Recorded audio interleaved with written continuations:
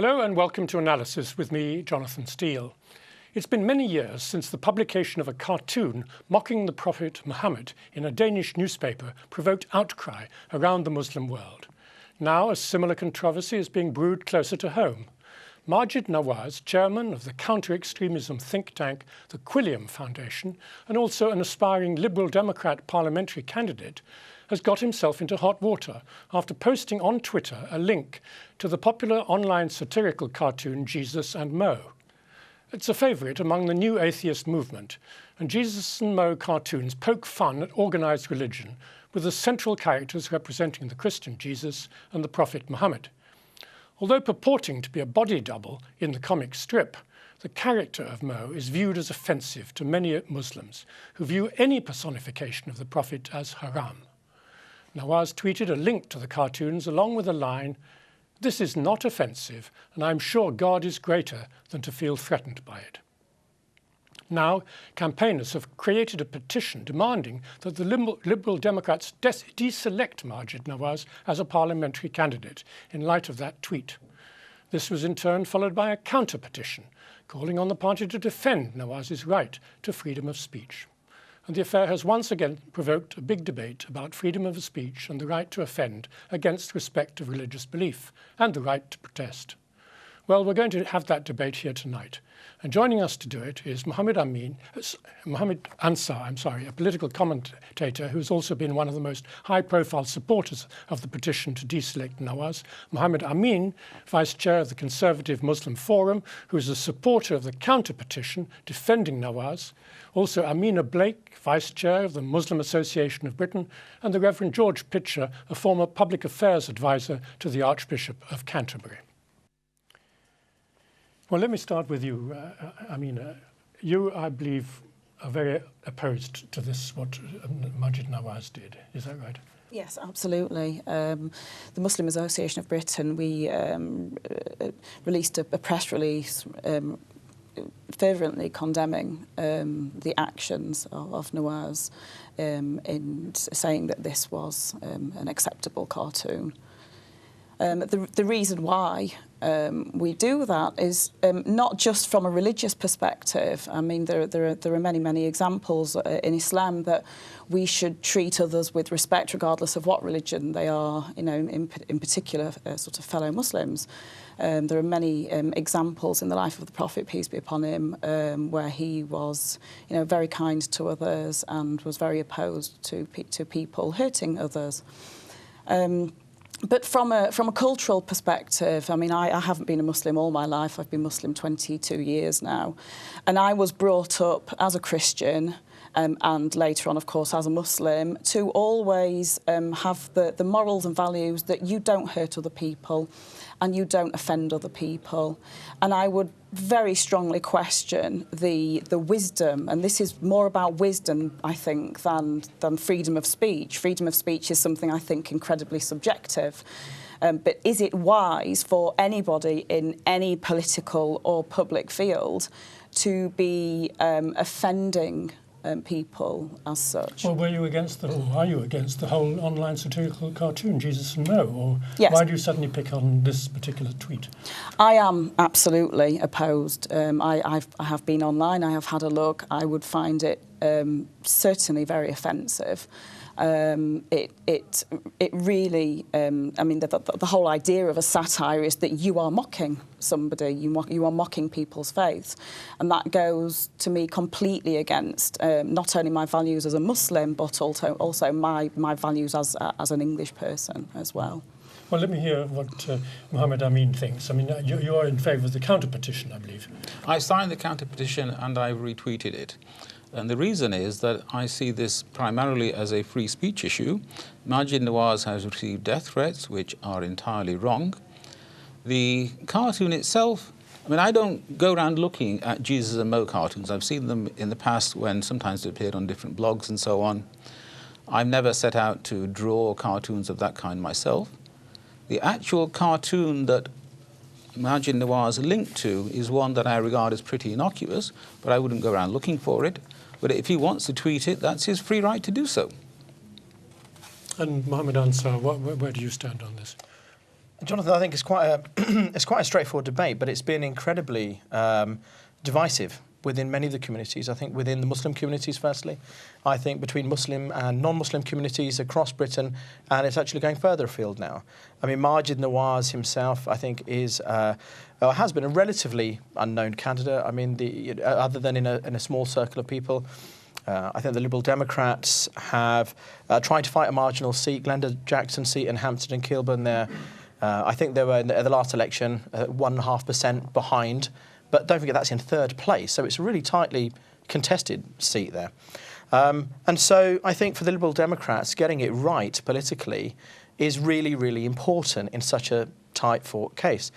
And I think, firstly, I'm pretty sure everybody will say that we are very liberal-minded in some ways in terms of saying we're in favour of free speech.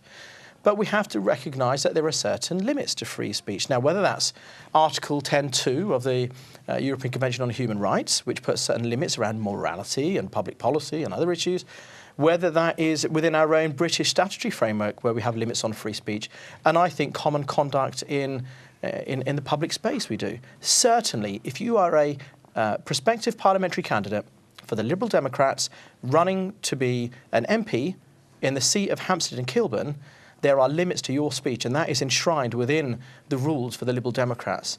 The outcry really has been that Mr Nawaz is seen to be a go-to person, a spokesman for the government, or not necessarily a spokesman for the government, but certainly a reliable voice on counter-extremism and Muslim radicalisation. And he's worked all over the world. And he would have known full well what was going to happen when he tweeted that image. I mean, the general public will know some of Mr Nawaz's history with the Muslim community. And I think the most important summary that I can give, the most important emphasis I can give to this case is this is about more than freedom of speech. This is about more than cartoons. And I think Sister Amina alluded to it very nicely. His suitability as a candidate has been brought into question. We are now seeing a number of quite serious and wide-ranging allegations and complaints coming out against Mr Nawaz, which takes this issue far beyond the issue of freedom of speech. But you say that he knew perfectly well what the reaction would be. So, absolutely. So are you suggesting that in a way he's trying to get name recognition? He's just trying to create a stir about himself and get more public acknowledgement? Jonathan, I think you raise a good question, which is that if you're an expert in radicalisation, if you know what the response is going to be from the Muslim community, and if anybody knows the demographics of Hampstead and Kilburn, it's quite a divided community. You've got there's a big socio-economic divide. There is a large Muslim population there. And this will be seen as a test issue for the Liberal Democrats. They've taken complaints about Renard. They've taken complaints about Mike Hancock in Portsmouth very seriously from women. And anything short of a full investigation, which I believe is now going to take place, will be seen as a failure to respond to 20,000 complaints online. And it's not just about the cartoon. There are complaints about harassment and bullying and language and general impropriety. And I think we want to see our elected politicians being better, held to a higher standard, being honourable and noble. And if there are these questions in place around his dealings with certain far-right groups, whether it's a Clarion group in the US who are seen as fonders and sponsors of anti-Muslim prejudice and Islamophobia, the Liberal Democrats really have to get to the bottom of this. Well, let me ask George Pitcher on that. I mean, how much beyond the Muslim community do you think this whole issue goes, of what he tweeted? Well, I think it's probably looked at with some bewilderment, of course, by the vast majority of the population. And I think much of that bewilderment will be directed at the usual kind of offence takers, professional offence takers on I'm outraged and I have a right to be outraged and I'm part of a group that is signed up to being outraged and so on. And I think we've just got to relax a bit and not enter that game of I'm more outraged than you are, whether you're on the inside or the outside. I think one of the most sensible things that was said about this was at the end of the person who was responsible for posting the cartoon in the first place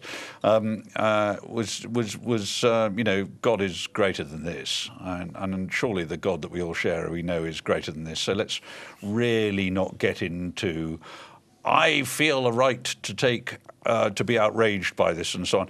And I think really the way in which it's being handled does again demonstrate to us how babyish and inexperienced the Liberal Democrats are as a political party. Well, And they mishandled... No, I'd like to come on to that in the second half of the programme, right, the whole okay. issue. Sort of Shall I come back debate. then? Come back to that later. I mean, Mohammed, you're somebody who's been outraged by the outrage, isn't that right? I mean, you started this you support this counter petition. Yeah. I mean, isn't it? Aren't we sort of overinflating this? Isn't this a matter of taste? There are certain things, good taste, you don't do. You've got a right to be rude to people, but in good taste, you don't do it. This is nothing like bad taste. Look at Jerry Springer the Opera, which I didn't watch when the BBC televised it, although I saw a few seconds of it while I was channel hopping, and I decided I didn't want to watch that. Now, I could have jumped on my high horse and started getting outraged about Jerry Springer the Opera. If I wanted to be outraged, I would have had to sit there watching for 90 minutes or whatever. If something offends you, don't go looking for it. I saw the Danish cartoons online. I thought they were outrageous, and I didn't go looking for them again. You didn't publicly protest in any way? No.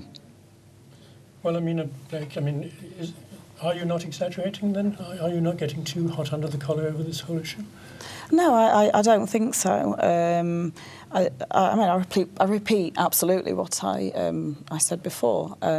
I think that because of the position of the person who is doing this, and the potential responsibility that he's going to hold, not just for the Muslim community, for other communities as well, that I think that it shows a substantial lack of wisdom. And yes, absolutely, I agree that we should have freedom of speech, and I absolutely agree that some people do overreact.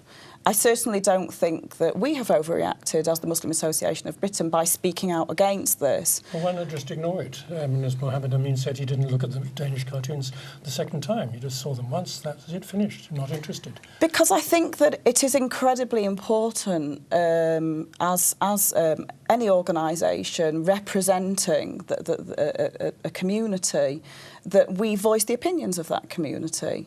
So we're not just voicing our own sort of opinions as a small section of Muslim society. We are voicing the opinions of the majority of Muslims who are very offended by what they've seen. And also a lot of Christians as well. Why not then say don't vote for the Liberal Democrats, or the Liberal Democrats are misrepresenting us, or something, rather than sort of going, we must have an apology and Nick Clegg must grovel before us. That's the overreaction, surely. Why not just sort of go, well, the Liberal Democrats don't get it, so don't vote for your local candidate? I actually don't have a problem at all with the Liberal Democrats as a party. I think they have shown a lot of positivity with linking with the Muslim community. They certainly have in the constituency where I live, in Sheffield.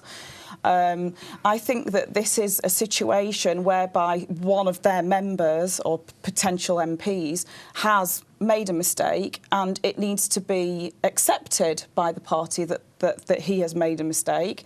And just like in other cases where similar things have happened, this needs to be dealt with, and it needs to be dealt with properly. Well, in a way, I think Nick Clegg has dealt with this, because he has made a statement about this. And one of the things Nawaz did was to swear at people online in tweets, and he's now apologised for that. So it shows he's quite a hot-blooded, possibly a very provocative person, and Nick Clegg has reprimanded him for that, so they have taken some action. Yes, he has been reprimanded for swearing by tweet, but has he been reprimanded for offending so many people? Well, do you think he... I'd just like to say one thing. I think I probably say more than one thing, actually, but... Say the various things in order. That would be a first, George, you're right. I think what's been interesting to see has been the outcry and the outrage and the response to this. The first response has been, some people have said they're outraged. I think in the main, the British Muslim community needs to be commended for its calm, peaceful and the democratic way in which they've decided to challenge this. Because in a democracy, in a liberal democracy, in a pluralist society, in a secular society, if you're not happy about something democratic, use the democratic system. Do a petition. It's a very English way of doing things. And us Anglicans over here will agree with that, obviously. Well, yeah. Right? Probably as English as I am, Mohammed. And me. And I think that's been a fair response. However, when we look at how the dividing lines have opened up, we've seen supporters, present company accepted, but we've seen supporters like the English Defence League, UKIP, BNP, the Council of Ex-Muslims. We've seen the new atheist movement, the kind of Dawkins-esque network, all coming out incredibly vociferously in support of Mr. Nawaz. On the other side, we've seen very liberal-minded, Guardian, you look at me. Guardian reading, lentil eating, I'm sure, sandal-wearing liberals and Christians, but also common everyday Muslims, I would say, people on the street. And this is the issue. If it's offending people on the Clapham omnibus, if it's going to affect the Liberal Democrat vote in the national election in 2015. But the mischaracterisation by not only the BBC, who I'm a regular contributor for, but other areas of the press who have said this is a free speech issue, ignoring the great pink elephant in the room, which is the idea that the question being raised is whether Mr. Nawaz is a suitable candidate. Is he wise? Does he represent people? Did he go out to intentionally offend people? Are there other questions around his suitability as a candidate? Those are things that need to be answered. Now, well, you've done a very good job of taking my job away from me, because these are exactly the questions we're going to come to in the second half of the programme. We're just running out of time, so stay with us. We'll be dealing with those questions and trying to put this into context. Is this as bad as the Danish cartoon issue of some years ago or not? Is it a storm in a teacup?